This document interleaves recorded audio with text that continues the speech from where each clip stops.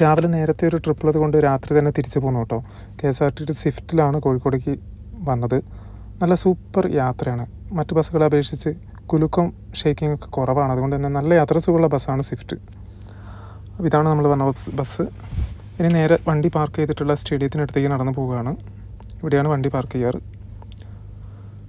അപ്പം ആപ്പൊക്കെ ഓണാക്കി ഊബറിൽ ഏതെങ്കിലും ട്രിപ്പൊക്കെ ഉണ്ടോ നോക്കാം.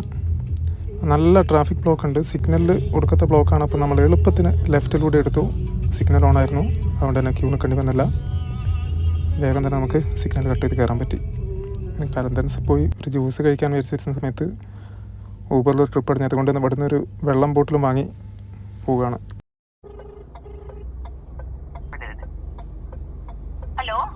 സഭാ സ്കൂളിന്റെ അവിടെ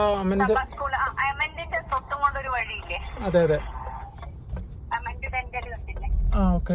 ആ റോഡിനാണോ? അതിന്റെ സൈഡ് ആ വഴി ഇങ്ങനെ മുമ്പോട്ട് തന്നെ വരിക. അപ്പൊ രണ്ട് വഴിയായിട്ട് സ്പ്ലിറ്റ് ചെയ്യും. അതിന്റെ നേരെ വരിക. Okay okay.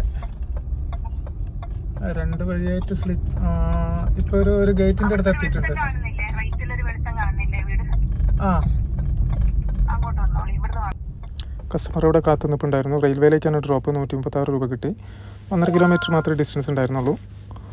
അപ്പം അങ്ങനെ ആ ട്രിപ്പ് ക്ലോസ് ചെയ്തിരിക്കുന്ന സമയത്ത് നമുക്ക് മറ്റൊരു ട്രിപ്പ് അടിഞ്ഞു മലാപ്പറമ്പിലേക്ക്. അത് അത്യാവശ്യം പേരുള്ളൊരു ട്രിപ്പാണ്. കസ്റ്റമർ ഇവിടെ കാത്തു നിൽപ്പുണ്ട്. ഇവരാണ് കസ്റ്റമേഴ്സ്. അപ്പം 4 പേരുണ്ടായിരുന്നു. അവർ കയറി. പിന്നെ ടോട്ടൽ ഓടി 954 മൊത്തം 6 ട്രിപ്പാണ് എടുത്ത്. രാവിലെ 2-3 ട്രിപ്പ് എടുത്തിട്ടുണ്ടായിരുന്നു.